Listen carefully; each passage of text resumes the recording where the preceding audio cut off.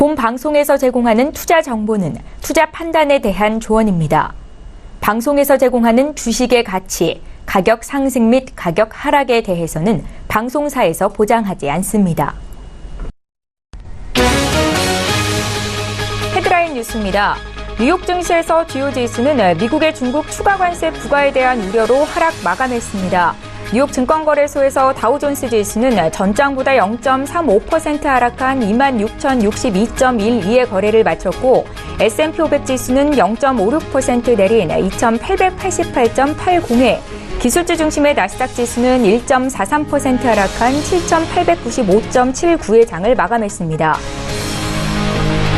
도널드 트럼프 미 행정부가 현지 시간으로 오는 24일부터 2천억 달러 규모의 중국산 수입품에 대해 10%의 추가 관세를 부과합니다.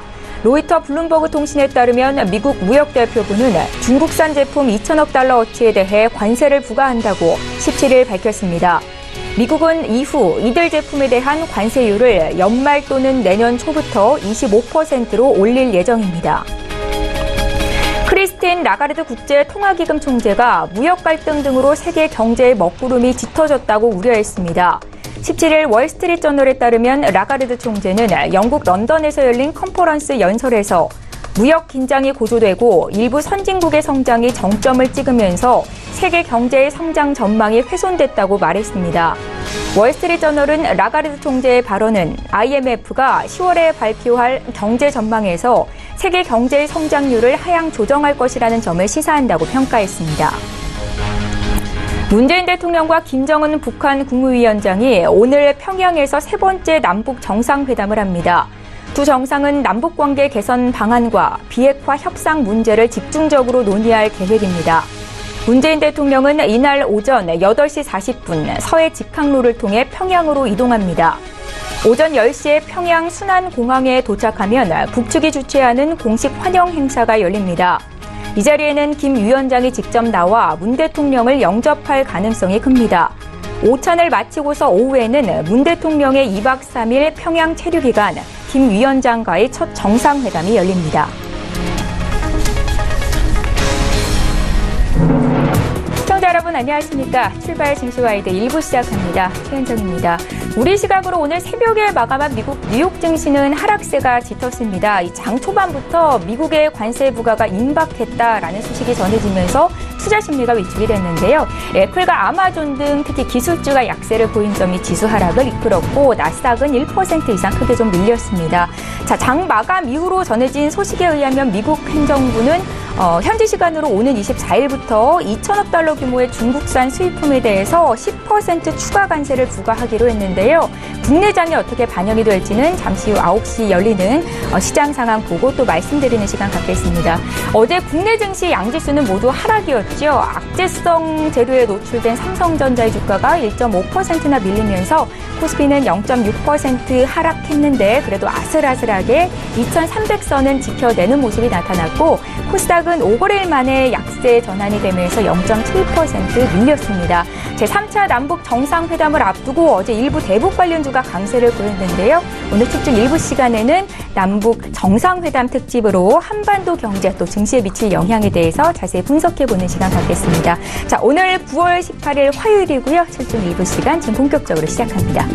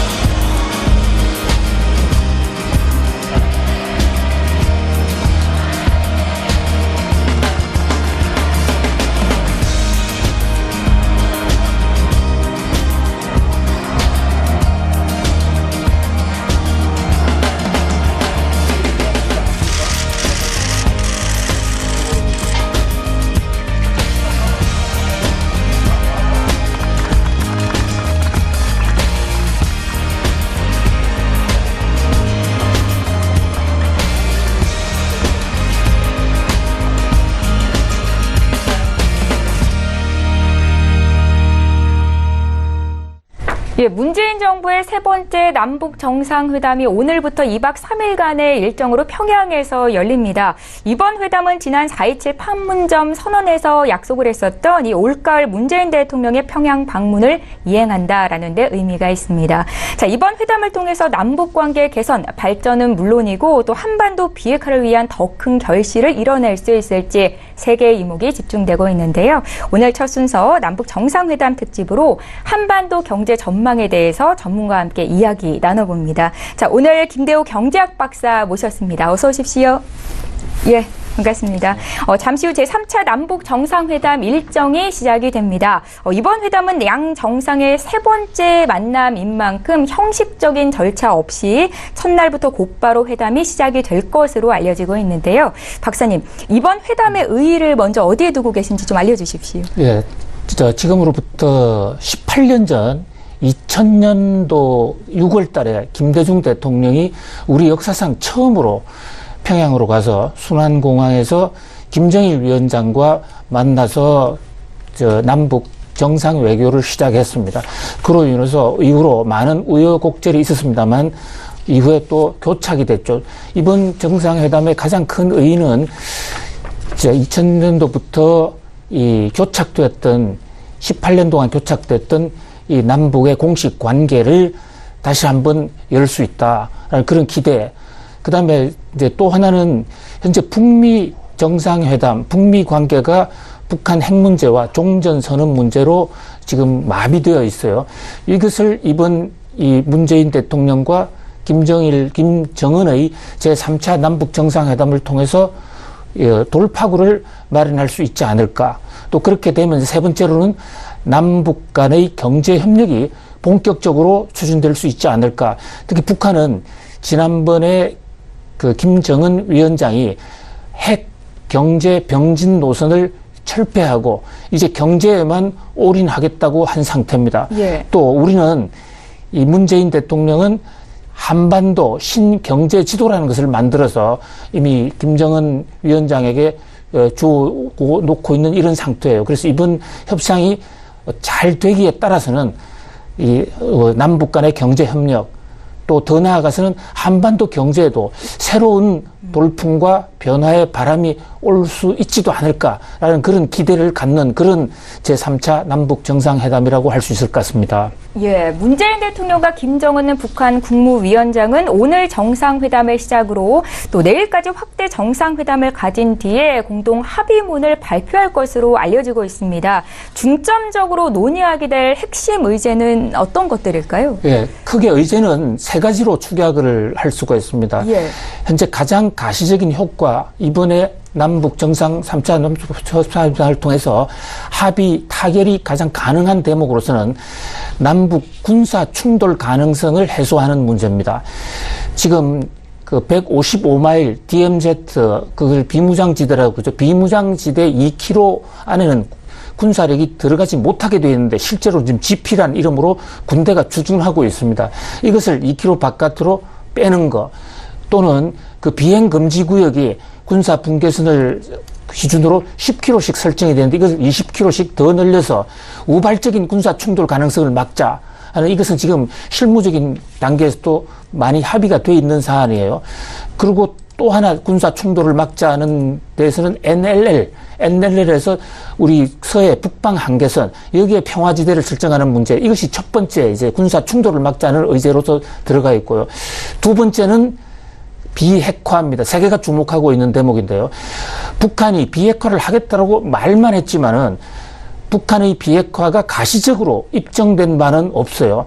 이를테면 북한이 어떤 시설을 파괴한다든지 또는 핵 리스트를 제출을 해서 이것을 연도별로 어떤 것을 제거하겠다라는 이런 구체적인 액션이 나온 게 없습니다. 바로 이것 때문에 미국은 지금 더 이상 북한과의 협상을 중단하고 있거든요. 북한이 말로만 비핵화를 하는 척하고 있다.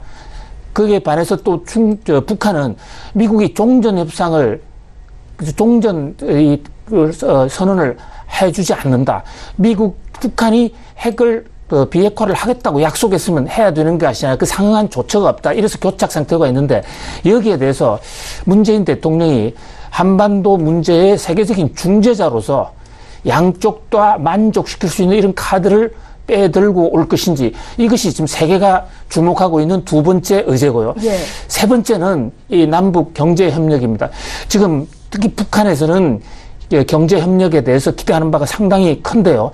현재의 경제 상태는 아시다시피 상당히 심각한 수준인데, 이것을 남북 경제 협력으로 한번 돌파를 해보겠다라는 그런 것에 대해서 우리가 구체적으로 어떤 분야에 협력할 수 있느냐. 물론 이 대목은 비핵화 문제가 해결되지 않으면 미국의 반대로, 미국은 여전히 지금 북한 경제 제재를 해소할 수 없다는 그런 입장이기 때문에 그게 연동이 되어 있습니다만, 그러나 어쨌든 이 세 가지 의제, 이것이 지금 가장 관심을 끌고 있는 거라고 할 수 있습니다. 예, 이번 남북 정상회담에서 중점적으로 논의하게 될 세 가지 의제에 대해서 박사님께서 추려주셨습니다. 자, 지난 일요일이었죠. 문재인 대통령과 함께 평양을 방문하게 될 수행원 명단이 발표가 됐습니다. 공식 수행원 외에도 경제, 문화계 등에서 52명의 특별 수행원이 구성이 됐는데, 그중에서 3분의 1이 경제계 인사인 것으로 미뤄봤을 때 이번 회담에서 경제 관련 의제가 또 집중적으로 다뤄질 것으로 예상이 되고 있습니다. 박사님 어떻게 보십니까? 그렇습니다. 이번에 전체 수행원이 200명인데요. 그중에서 이제 특별사절단 53명, 그중에서 3분의 1이 경제인으로 채워졌어요. 그동안의 남북 정상회담을 예를 비추어 볼 때 상당히 이례적인 것입니다. 경제인의 수가 상당히 많습니다. 수만 많은 것이 아니라 실제로 그 사람들 비중, 그 사람들이 한국 경제에서 차지하고 있는 비중이 굉장히 큰 분들, 속된 말로 경제 거물들이 대거 북한으로 간다. 이런 관점에서 지금 굉장히 주목을 끌고 있어요. 어저께 국회에서 야당 의원들의 주장에 따르면 이번에 경제인들이 가게 되는 것도 북한 김정은이 간절히 요청을 했다. 그것은 그만큼 북한의 요청이 있었던 만큼 남북 관계, 경제 협력 관계가 더 강화될 수 있다는 그런 점에서 주목을 끄는데요. 모두 17명입니다. 이 한 사람 한 사람이 다 자기 분야에서 세계 최고라고 하는 한 영역을 갖고 있는 분들인데, 우선 삼성의 이재용 부회장이 포함이 되어 있는 것이 주목을 끕니다. 네. 삼성은 그동안에 남북 관계가 될 때 재계 총수, 예를 들어서 이건희 회장이라든지 이 오나가 간 적이 한 번도 없습니다. 그러면서 이재용 부회장이 갔다는 거 굉장히 주목을 끌고요. 자, 최태원 SK 회장 두 번째 가는 거거든요. 그런데 이 SK는 통신 건설 쪽에 강세가 있지 않습니까? 지금 북한에 무선 통신 쪽이 상당히 약한 그런 면에서 기대를 모으고 있고요. 삼성은 물산도 있고, 삼성 물산이 있다는 것은 건설이 있는 겁니다.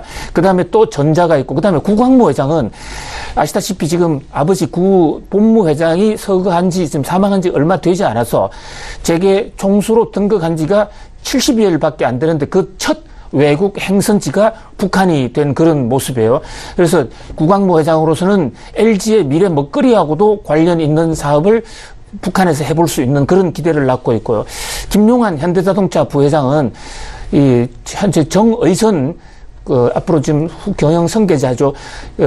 정몽구 회장의 아들인 정의선 부회장이 가려고 했었는데, 정의선 부회장은 일정이 지금 관세 폭탄 문제와 관련해서 미국의 상무장관하고 만나기로 되어 있습니다. 그래서 피치 못하게 빠지는 그런 형국이고, 그렇지만 자동차에 관한 북한의 기대는 상당히 크고요.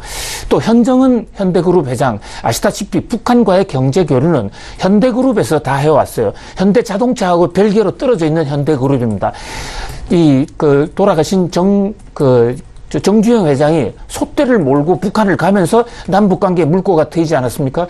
물론 이 현정은 회장의 현대그룹은 북한에 너무 많은 부담을 안다 보니까, 또 북한 관계가, 남북 관계가 중간에 교착되다 보니까 현대그룹이 큰 어려움을 겪고 많은 회사들이 무너지는 그런 사건까지 맞았습니다만, 어쨌든 현정은 현대그룹 회장은 북한 사업에 관해서 7개의 사업 독점권을 갖고 있어요. 그런 면에서 저 5개 그룹, 삼성, SK, LG, 현대자동차, 현대그룹, 하나하나 일거수일투족이 매우 주목됩니다. 어저께 경우에는 이 남북관계 경협주 주가가 오르는 마당에 오를 게 없으니까 구광모 LG 회장의 사돈 회사인 보라까지 주가가 올랐어요. 관련이 있으면 주가가 다 오르는 그런 상황이었는데, 남북 경제 협력이 잘 된다라고 한다면 이 그룹들의 행보가 매우 활발해질 것으로 보고요.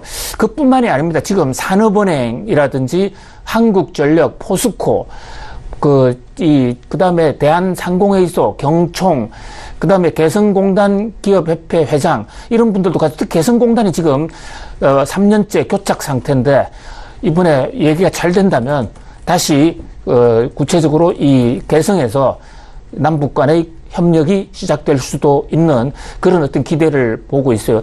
그 다음에도 코레일 사장이 갖는 철도 문제겠죠.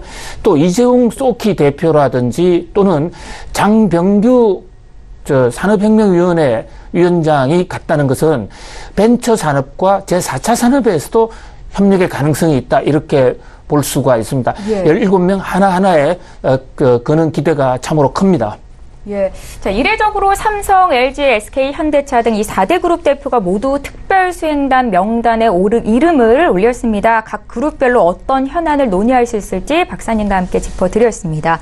자, 또 14명의 공식 수행원에는 지난 4.27 남북 정상회담 당시에는 없었던 김현미 국토부 장관, 김영춘 해양수산부 장관, 또 김재현 산림청장 등도 포함이 됐습니다. 앞서 말씀하셨던 이 장기적으로 정부가 추진할 예정인 이 한반도 신경제 구상 착수 등을 앞당길 수 있는 어떤 경제 협력 기반을 본격적으로 논의하겠다라는 뜻으로도 해석이 될 수 있을 것 같은데요. 박사님 어떠십니까? 예. 이제 정부의 의도, 문재인 정부는 그렇습니다. 본격적으로 지금 한반도 신경제 구상을 추진하자. 또 북한의 김정은도 핵 경제 병진에서 경제 개발로 본격적으로 나가보겠다 해서 적어도 남북 간에는 경제 협력에 대한 컨센서스가 충분히 형성돼 있고 또 여러 가지 자원, 분위기 이런 건 다 형성이 돼. 그러나 문제는 이 국제적인 변수입니다. 아시다시피 지금 미국과 북한의 회담이 교착 상태에 있습니다. 미국 입장에서는 북한이 말로만 비핵화하겠다고 얘기하고 아무런 가시적 조치를 하고 있지 않다. 이것이 미국의 지금 공식적인 판단이에요. 미국 트럼프 행정부뿐만이 아니라 미국 조야에서는 트럼프 대통령이 북한의 김정은에 속고 있다. 이런 얘기까지 나오고 있는 마당이거든요. 그렇기 때문에 미국 입장에서는 북한이 가시적 조치를 내놓지 않는다 하면은 절대로 한국과 북한이 경제 교류하는 것을 두고 볼 수 없다. 이런 입장이에요. 그래서 헤일리 미국의 주 유엔 대사죠. 남북 협상이 지금 시작되는 이 찰나에 지금 유엔 안보리 회의를 지금 소집해 놓고 있습니다. 안보리 지금 회의를 지금 진행하고 있어요. 여기서 겉으로는 러시아를 타겟으로 한 것 같지만은 한편으로는 한국에 대해서도 북한이 비핵화에 가시적인 조처가 없는 한은 절대 경제 협력 하지 마라 이런 얘기거든요. 또 미국 국무부의 폼페이오 국무장관도 VOA와를 통한 국무부 성명에서 북한의 대북 제재에 대해서는 어느 나라도 예외일 수가 없다. 한국이라는 나라를 거명하지는 않았습니다만은 경제 제재를 통해서 지금 북한을 압박하는 이런 형국이에요. 그래서 우리의 기대 또 남한과 북한의 준비가 아무리 돼 있다 하더라도 이 북한의 비핵화에 대한 실질적인 행보, 진전이 없는 한은 남북 경협은 계획이나 어떤 수포로 끝날 가능성이 상당히 높다. 물론 이번에 남북 간의 만남을 통해서 예. 서로 안면을 털고 서로 간의 그 이해와 화목을 돈독하게 한다는 것도 매우 중요하고요. 또 재계 총수들이 직접 현실을 보면서 어떤 사업을 할 수 있겠다라는 그런 투자 프로젝트를 만든 이런 점에서는 굉장히 진일보하겠지만 최대의 관건은 역시 이번 회담에서 북한의 김정은이 어떻게 행보를 보이느냐 또한 그 북한의 실질적인 가시적인 비핵화 조치를 끌어낼 수 있도록 우리 문재인 대통령이 한반도 중재자로서 어떤 설계와 어떤 아이디어를 통해서 끌어내느냐 이런 것들이 최대의 관건이다. 그래서 기대는 높지만은 완전히 된 것은 아니다. 그런 면에서 예의주시해 봐야 될 그런 상황으로 비칩니다. 예, 박사님, 수행원 구성이 다양해진 만큼 여러 분야에서 남북 경협을 또 모색할 것으로 보이고 있는데요. 특히 어떤 분야가 주요하게 논의될까요? 지금 북한이 가장 관심을 갖고 있는 분야는 철도 사업입니다. 예. 김정은 위원장도 지난번 판문점 회담에서 철도가 답답하다. 조금만 나오면 이게 통하질 않는다. 지금 북한의 철도는 일제시대 때 수준을 조금 보수한 정도 수준이란 말이죠. 예. 평양에서 백두산 가는데 사흘 내지 나흘 걸리는 수준이고, 최근에 갔다 온 전문가들의 이 실제 정언에 따르면 가다가 기차가 계속 선다는 거죠. 이런 식으로는 경제 개발을 할 수가 없죠. 그래서 우리나라 코레일 사장이 가지 않았습니까? 또 하나는 우리 지금 김현미 국토부 장관이 부동산 대책 때문에 바쁜데도 불구하고 지금 북한을 오늘 출발합니다. 그것은 이 전체 이 국토의 균형적인 개발과 관련한 이 철도 선을 놓는 거, 이런 인프라 쪽에 지금 굉장한 이 북한의 관심이 높은 거로 보이고요. 또 하나가 산림입니다. 지금 북한은 김정일 시대 때 이른바 농업 생산성을 대폭 늘리려고 하면서 산을 개간을 해서 거기다가 다단계 논을 만들었단 말이죠. 이것이 수해를 만나가지고 완전히 황폐화가 됐습니다. 그래서 구글이라든지 아니면 구글 지도라든지 아니면 위성 사진으로서 본 북한을 보면 완전히 황폐화가 돼 있는 겁니다. 그래서 북한이 이 산림 조성을 하겠다는데 강력한 의지를 갖고 있어요. 그리고 우리 17명 명단 중에 보면 산림청장이 들어가 있지 않습니까? 네. 예전에 없던 거거든요. 그래서 어떻게 하면 이 북한의 산림 녹화 사업을 할 수 있느냐. 최근에 청와대 장하성 실장도 북한의 산림 녹화하기 위한 우리 준비를 해야 되겠다는, 이미 우리 청와대 내부적으로는 북한의 나무를 심기 위한 준비까지 지금 되고 있는 이런 상황이에요. 또 하나 주목되는 게 해양수산부 장관 김영춘 장관이 들어갑니다. 이것은 해상을 통한 지금 북한의 부두, 교역 이런 시설도 지금 굉장히 낙후가 되어 있거든요. 어쨌든 인프라 쪽으로 가장 먼저 이 발전될 가능성이 있다. 그다음에 또 하나 이제 IT 산업 같은 경우에도 의외로 북한이 IT 산업 쪽의 인재들의 수준이 상당히 높다고 그래요. 그런 면에서 IT의 경제 협력도 될 수 있다. 여기 주목할 것은 우리 문재인 대통령이 만들어 놓고 있다는 한반도 신경제 지도라는 것입니다. 예, 예. 문재인 대통령은 이 신경제 지도의 그림을 보면 세 가지 방향으로 뻗어나가는데요. 이 남한에서 북한을 연결하면서 한쪽은 중국으로 가고 또 한 축은 러시아 쪽으로 갑니다. 그리고 또 하나는 환동의 지역을 가서 일본을 지금 연결을 하게 돼 있어요. 우리 한반도가 그동안에 남북 분단 때문에 끊어진 대륙이었습니다만은 이탈리아가 세계를 로마 시대 때 통일할 수 있었던 것도 반도라는 그런 경제적 지리적 장점이었거든요. 우리도 이탈리아하고 똑같은 반도입니다. 반도는 끊어지면 하나의 섬이지만 연결되면 대륙과 바다를 연결하는 세계의 중심 지역이 된다는 거죠. 그래서 문재인 대통령의 이 한반도 신경제지도 구상에 따르면 우리나라를 세계의 허브, 적어도 동북아 지역에서는 허브로 만들겠다. 서양과 동양을 연결하고 해양과 대륙을 연결하는 그런 지역으로 만들겠다는 그런 아주 대단히 야심찬 구상이 있어요. 특히 철도가 연결이 되면 부산에서 유라시아 대학을 거쳐서 바로 유럽으로 넘어가게 됩니다. 그래서 물류 비용도 상당히 감소가 되겠죠. 물론 당장에 이루어질 것은 아닙니다만은 이것이 가시화된다고 하면은 정말로 한반도에 정말 천지가 개벽하는 그런 변화가 올 수도 있어요. 골드만삭스 같은 곳에서는 남북이 정말로 경제 협력을 제대로 한다면 우리 경제가 앞으로 5년 이내에 세계 8위권으로 올라가고 2040년 정도는 세계 2위권으로 올라갈 수도 있다. 물론 장밋빛 희망이긴 합니다만은 그런 전망들이 있다는 거죠. 그러나 현실적으로 걸려있는 암초도 있는 만큼 섣불리 일희일비하거나 경협주가 내일 모레 엄청나게 떤다든지 또는 또 한순간에 실망할 것도 없고 오늘의 제3차 남북 정상회담과 그 이후에 세계 정세의 변화 상황을 같이 한번 예의주시해 볼 필요가 있다. 이렇게 말씀 올릴 수 있을 것 같습니다. 예, 북한 비핵화에 대한 진전이 없이는 남북 경협 어렵다. 그래서 오늘 문재인 대통령과 북한 김정은 국무위원장의 대화, 진전이 그만큼 중요하다라는 말씀이신데요. 그래도 한반도 비핵화가 이렇게 공식 의제가 된 것은 처음이라고 하는데 기대를 가지고 남북 정상회담 일정을 지켜보도록 하겠습니다. 박사님, 마지막으로 이번 제3차 남북 정상회담이 우리 경제에 미칠 영향 좀 봐주십시오. 예, 이제 단기적으로와 장기적으로 이렇게 나눠봐야 될 필요가 있는데요. 네.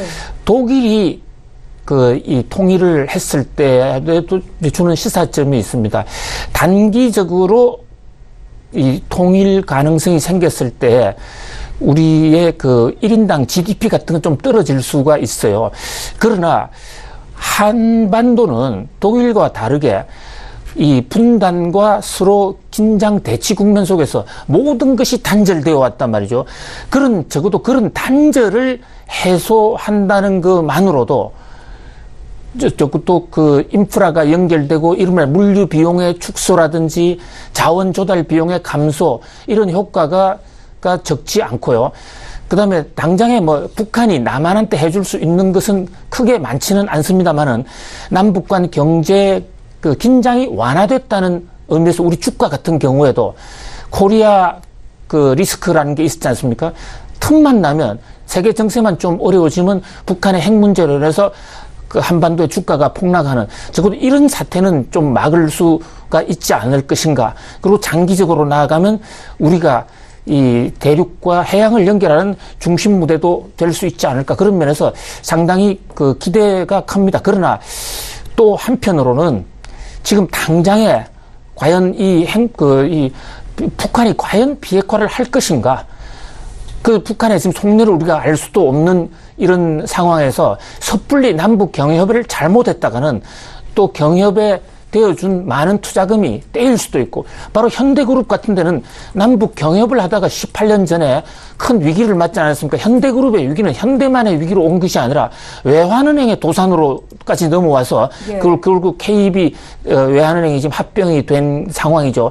그래서 어느 쪽도 확정적으로 정해진 것은 없다. 지금부터 남북 간의 평화도 우리 손으로 만들어야 가야 될 것이고, 남북 평화로 인한 남북 경제 발전과 기대도 우리가 만들어 가야 될 하나의 변수지 확정된 상수는 아니다. 그래서 사실 이제부터 시작이다, 이렇게 볼 수 있을 것 같습니다. 박사님, 한 가지만 더 여쭤보도록 네. 하겠습니다. 이번 남북 정상회담이 향후에 트럼프 대통령과 김정은 위원장의 이 북미 정상회담으로 좀 이어질 가능성도 있을까요? 굉장히 좋은 지적을 하셨는데요. 네. 지금 약 한 30분 전에 트럼프 대통령이 중국을 향해서 2천억 달러의 관세 폭탄을 터뜨리지 않았습니까? 네. 왜 이 시점에서 터뜨렸느냐? 저는 이것도 남북 정상회담과 관련이 있다고 봅니다. 지금 트럼프 대통령은 남북 정상회담이 잘 안 되고 김정은 위원장이 싱가포르 회담 만나놓고 잘 하기로 해놓고 그 후로 잘 안 하는 그 배후에 중국이 있다고 보거든요. 그래서 중국을 지금 계속 압력을 가하는 겁니다. 근데 이것은 거꾸로 얘기하면 만약에 남북 정상회담이 잘 돼서 북한이 가시적인 조처를 내놓으면 미국이 중국에 대한 이 관세 폭탄도 완화시킬 수가 있는 거예요. 아시다시피 트럼프 대통령은 중국과 협상을 깨겠다는 생각을 갖고 있는 사람은 절대 아닙니다. 협상의 기술, 협상 전문가지 않습니까? 중국과의 협상을 하면서 최고로 지금 많이 얻어내기 위해서 압박을 하고 있다고 이래 봐야 되는데요. 그 중에 하나가 바로 이 북한 문제까지 걸려 있다.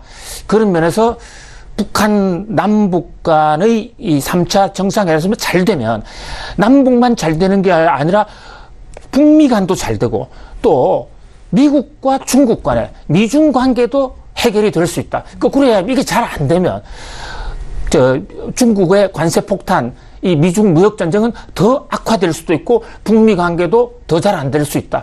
그런 면에서 더욱 오늘의 순환공항에서 열리는 이 시작되는 평양에서의 남북 정상회담 관심이 더 높다고 할 수 있을 것 같습니다. 예, 잘 알겠습니다. 남북 정상회담 특집으로 한반도 경제 전망에 대해서 이야기 나눠봤습니다. 지금까지 김대호 경제학 박사와 함께했습니다. 잘 들었습니다.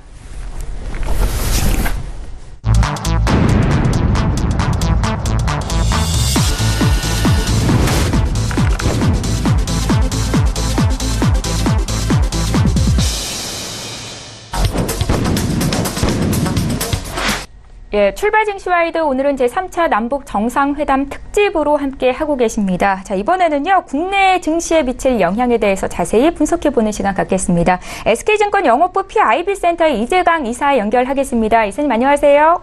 네, 안녕하십니까? 예, 반갑습니다. 네. 오늘 문재인 정부 들어서 세 번째 남북 정상 간의 만남이 이제 약 한 1시간 반 정도 뒤면 성사가 되겠습니다. 역사적인 이번 회담이 증시에 미칠 영향부터 좀 봐주십시오. 네, 오늘 참 역사적인 날입니다. 성남 지역에 아마 비상사태가 발효되지 않았나 이렇게 생각이 되죠. 자, 잠시 후에 40분이라고 예정이 되는데요. 성남 비행장에서 자, 대통령, 그죠? 1호기라고 하죠. 1호기가 이제 이륙을 합니다. 그래서 10시경에 평양에 도착해서 오늘과 내일 이틀 동안 정상회담을 갖습니다. 지난 1차 4월 달에 이어서 2차 5월 달, 그리고 9월에 3차 정상회담입니다. 남북이 분단된 이후, 다른 정부가 수립된 이후 1년에 3번의 정상회담을 한 것은 처음이 아닌가 할 정도로 역사적인 날이 아닌가 생각이 됩니다. 과거에도 보면 두 차례 이 남북 정상회담에 있어서 증시가 심한 변동성 그리고 심한 가격 급등락을 겪은 적이 있습니다. 이번 3차 정상회담 앞두고 나서 어제 국내 증시는 좀 차분한 그런 모습을 보였는데 역시 답소 효과가 있는 것이 아닌가 이렇게 생각이 됩니다. 그런데 이번 3차 정상회담은 예전과는 다른 그런 모습을 보여주고 있죠. 4대 그룹 총수를 비롯해서 VIP가 대거 참석을 한다고 합니다. 경제인이 대거 참석함에 따라 그 어느 때보다도 증시, 경제계에 미치는 그 효과, 관심과 기대감이 한층 더 부풀어지고 있는데요. 이 경제인의 모습은 이재용 삼성그룹 부회장이 삼성그룹에서 처음으로 이번에 방북단에 합류했다고 하죠. 정당 대표, 재계 대표, 정부 고위 관료, 정당 대표, 노동계, 민주노총, 한국노총 위원장, 시민단체, 종교계, 문화예술계 총 200여 명이 이번에 방북을 한다고 합니다. 그래서 이번 3차 방북으로 인해서 국내 정치적인 안정, 그리고 경제적인 부흥, 남북 관계의 새로운 도약, 이런 것들이 이루어지기를 기대하는 그런 마음이 크지 않을까. 그래서 이번 3차 정상회담은 그 결과 여부에 따라서 국내 증시에 미치는 영향도 굉장히 크지 않을까 이렇게 예상이 됩니다. 예, 잘 알겠습니다. 이 남북 정상회담에 대한 기대감에 남북 경제 협력주들 그간 상승세를 탔지만 지난 4.27 정상회담에 비해서는 크게 요동치지 않고 있다라는 생각이 드는데요. 앞으로 남북 경제 협력주는 좀 기대해 볼 수 있을까요, 이사님? 네, 이번 3차 남북 정상회담에 3대 핵심 의제가 있습니다. 그것을 여러분께서도 명심하신다면 그것을 한번 검토해 보신다면 이번 3차 정상회담에 우리가 어떤 기대를 할 수 있고 어떤 결과물을 나올 수 있지 않을까 이렇게 예상이 됩니다. 오늘과 내일 이틀 동안 남북의 회담을 갖고 내일 평양 선언문이 발표된다고 하죠. 9.19 평양 선언문이 발표가 되는데 이 9.19 평양 선언문에 과연 어떤 의제, 내용들이 담길까도 관심거리입니다. 자, 이번 남북 3차 정상회담의 3대 핵심 의제를 보면요. 첫째, 남북 관계 개선입니다. 이것을 첫 번째 의제로 선정을 했고요. 두 번째는 미국 간의 비핵화 문제, 미국과 중국 간의, 미국과 북한 간의 비핵화 중재를 과연 어떻게 대한민국이 할 수 있는 것이냐.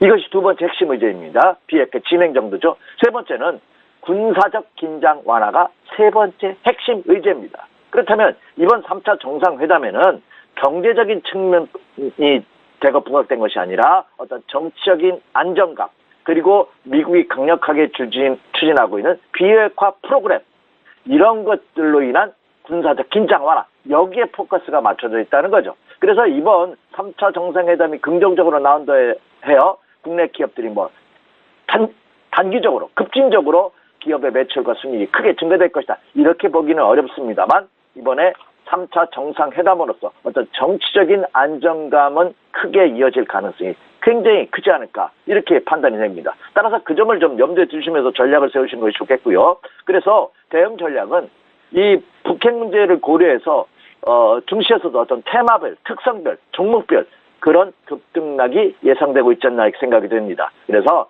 일단 투자자분들께서는 주식시장에 투자하고자 하는 투자자분들께서는 어떤 단기적인 수혜주는 일단 없다. 이런 전략으로 접근하시면 좋겠다 생각이 되고요. 중장기적으로 본다면 어차피 점진적인 종전 선언이 된다고 본다면 중국 소비 관련주들, 그리고 선전, 동해, 경의선, 철도 연결 관련된 수혜주들, 그리고 금강산 관광이 재개된다면 이에 따른 관련주들, 특히 금강산 같은 경우에는 크게 이슈가 되지 않고 대북 제재만 풀린다면 바로 실수할 수 있는 것이기 때문에 이런 것들이 증시에서는 수혜주로 부각될 가능성이 높지 않을까 이렇게 예상이 됩니다. 예, 남북 정상회담이 긍정적으로 끝이 나면 이후 증시에도 활력을 더할 것이다라는 기대감이 커지고 있는데요. 이 기대가 북미 정상회담에 이어서 지금 무역 전쟁으로 치닫고 있는 중국과 미국 간 화해 무드까지 조성이 된다면 더할 나위 없이 좋을 것 같습니다. 그렇게 된다면 국내 증시 외국인들의 강한 매수도 좀 기대해 볼 수 있을 것 같은데 이사님 의견 어떠십니까? 네, 그것이 이제 가능하다면은 아주 긍정적이죠. 우리가 통상적으로 대한민국 증시 아킬레스건이었던 코리아 디스카운트, 다시 말해서 지구촌 유일한 분단 국가, 전쟁이 일어날 수 있는 가능성이 높은 국가에서 벗어날 가능성은 굉장히 큽니다. 그렇다게 본다면 국내 기업이라든지 국가의 신용등급 측면에서 더 높은 신용등급을 받아야에도 불구하고 이 코리아 디스카운팅에서 코리아 컨트리 리스크로 인해서 제대로 평가받지 못했던 것은 제자리 찾기 작업을 할 것은 틀림없는 자명한 일이 아닌가 생각이 됩니다. 그래서 국가 기업의 신용등급이 상승한다면 그것은 주가에도 긍정적으로 비춰질 가능성이 높은 것은 자명합니다. 다만 과연 북한이 비핵화 일정이 어떻게 추진하는 것이냐, 그 추진 의지가 얼마나 강력하냐에 따라서 결정될 가능성이 높고 그로 인한 종전선언을 어떻게 할 것이냐, 이 또한 키포인트가 되지 않을까 생각이 됩니다. 종전선언은 남북 정상만 악수한다고 해서 해결되는 것이 아니죠. 미국, 러시아, 중국, 일본 등 이 우리나라 한반도를 둘러싸고 있는 이 열강들의 어떤 그 보이지 않는 물밑 이권 싸움도 굉장히 치열할 것으로 예상이 됩니다. 다만 이번에 김정은 위원장과의 회담에서 과연 북한의 비핵화 의지 일정이 제대로만 나온다면 굉장히 긍정적으로 작용할 가능성은 한층 더 높아질 것이다. 따라서 그 일정이 순조롭게 이어진다면 미국과 북한 간의 정상회담 가능성도 성사되고 그로 인해서 외국인 투자가들이 국내 주식시장에 대거 유입할 가능성은 현재보다 더 적극적으로 투자에 나설 가능성은 한층 더 높아지고 있는 것은 사실이다. 이렇게 말씀을 드립니다. 예, 미국 정부가 오늘 미국장 마감 이후로 24일부터 2천억 달러 규모의 중국산 수입품에 10% 추가 관세를 부과할 것이다 라고 밝혔습니다. 오늘 국내 시장은 이 이슈에 더 크게 요동칠 것으로 예상이 되고 있는데요. 오늘장 투자 전략 좀 여쭤볼게요. 네, 오늘 새벽에 끝난 뉴욕 증시가 다 조정을 받았습니다. 역시 미국과 중국과의 무역 전쟁 확산 우려감이죠. 자, 트럼프 대통령이 증시 마감 이후에 2천억 달러에 대한 추가 보복 관세를 발표를 했습니다. 그런데 이제 프로테지는 우리가 예상했던 25%가 아니라 10%죠. 연말까지 25%까지 늘리겠다는 겁니다. 그렇다고 본다면 지금 물밑에서 진행되고 있는 중국과의 협상 그 내용, 결과에 따라서 처리를 하겠다는 거죠. 장이 마감된 이후에 발표한다는 보도를 이미 했기 때문에 미국 증시도 양대 시장 모두 3개 시장이죠. 다우, 나스닥, S&P 모든 시장이 하락을 했고요. 그리고 지금 나스닥 선물 시장에서도 지금 한 30포인트 넘게 하락폭을 확산시키고 있는 그런 모습을 보여주고 있습니다. 국내 증시도 그 여파가 미리 반영돼서 전일장 조정받는 그런 모습을 보였죠. 특히 원달러 환율이 크게 급등하면서 신흥국 증시에 대한 부담감을 확산시키고 있는 그런 모습입니다. 전일장 원달러 환율이 무려 10원이나 급등했어요. 물론 장중한 때 13원까지 급등했다가 약폭을 좀 상승폭을 줄이긴 했습니다만 1126원 60전으로 환율 시장의 급등이 국내 증시에 악영향으로 작용하는 그런 모습을 보이고 있다. 따라서 오늘 장도 이 원달러 환율 시장 동향 면밀히 적극적으로 체크해야 될 그런 상황이다. 그래서 환율 시장이 급등락한다면 여러분 투자 전략에서도 좀 보수적으로 임하는 것이 바람직하다 이렇게 말씀을 드립니다. 오늘 장 체크 포인트가 이것뿐만 아니라 또 중요하죠. 예. 역사적인 날입니다. 오늘부터 내일 모레까지 2박 3일 동안 남북 정상회담이 열립니다. 평양에서 더군다나.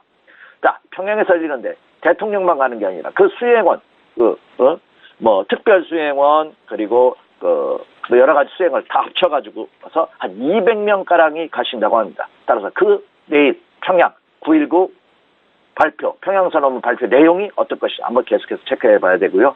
그리고 오늘 그 트럼프 대통령이 중국에 대한 2천억 불 추가 관세 발표를 했는데 문제는 자, 이달 말에 열리는 27, 28일 날 열리는 미국과 중국 간의 고위급 회담을 겨냥한 그런 보복 관세가 아니가 이렇게 생각이 됩니다. 과연 이달 말에 열리는 미국과 중국 간의 고위 회담이 어떻게 될 것이냐. 그리고 일부에서는 이게 연기될 가능성에 대해서도 언급하고 있는 그런 모습입니다. 과연 미국과 중국 간의 협상 결과 취 계속해서 지켜봐야 되지 않나 생각이 되고요. 그리고 또 하나 중요한 게 있습니다. 이번 주에 20일 날 내일 모레입니다.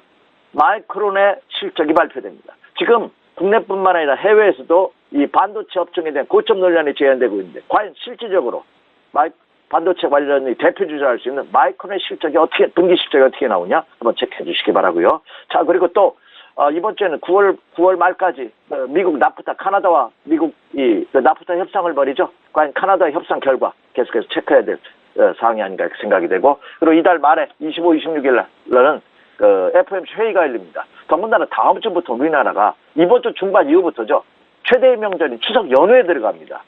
그렇기 때문에 그 증시의 변동성이 더 한층 더 커질 수 있지 않을까 이렇게 예상이 됩니다. 그래서 이것들을 계속해서 체크해주는 그런 지혜가 필요하겠고요. 자, 결론입니다. 자, 그럼 오늘장은 어떻게 임할 것이냐. 오늘도 마찬가지죠. 오늘도 오전장보다는 오후장으로 매매 템포를 늦춰가는 전략이 필요하다. 서둘지 말아야 하는 겁니다. 물론 국내 증시도 상승 기조가 유지되고 있습니다. 그래서 분할 매수 전략은 가능하다. 다만 오늘의 체크포인트 주시해 주시기 바랍니다. 오늘의 체크포인트는 코스피 시장의 경우는, 거래소 시장의 경우는 2285포인트입니다. 어제 종가가 2303포인트입니다.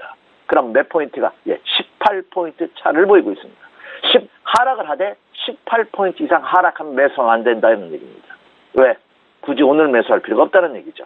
그렇기 때문에 그 점은. 그러니까 오늘은 오전장보다 오후장의 매매 타이밍, 매매 전략을 세워주시기 바라고요. 오후장으로. 오후장에서도 하락할 가능성이, 하락을 하되 2285포인트를 붕괴시킨다면 매수하지 말라는 얘기입니다.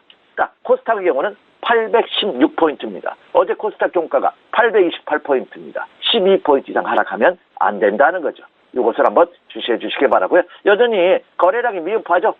제가 코스피 시장의 경우 4억 주 이상이 3일 연속 지속돼야 된다는데 3억 주대 중반에서 아직 벗어나지 못하고 있습니다. 증시 체력이 아직은 미약하다는 점을 여러분 주시해 주시기 바랍니다. 자, 여전히 상승 기조가 유지되고 있기 때문에 분할 매수 전략에는 변함이 없다 하는 말씀 이미 드렸습니다. 자, 그렇다면 그중에 옥석을 어떻게 가려야 되느냐 한번 살펴보죠. 먼저 첫 번째, 제약과 바이오입니다.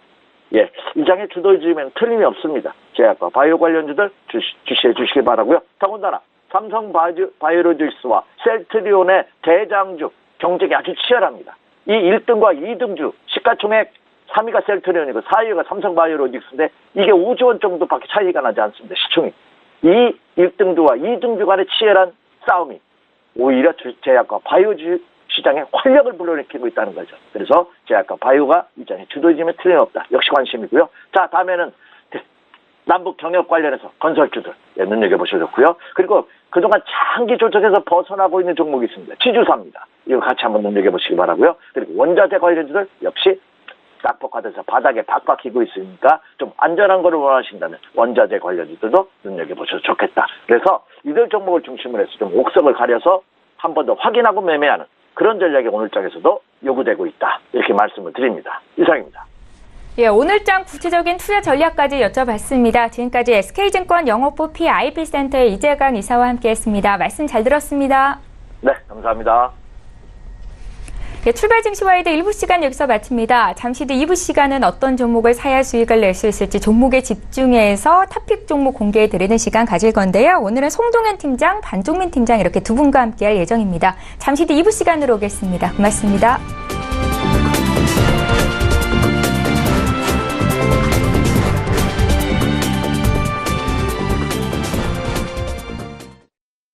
본 방송에서 제공하는 투자 정보는 투자 판단에 대한 조언입니다.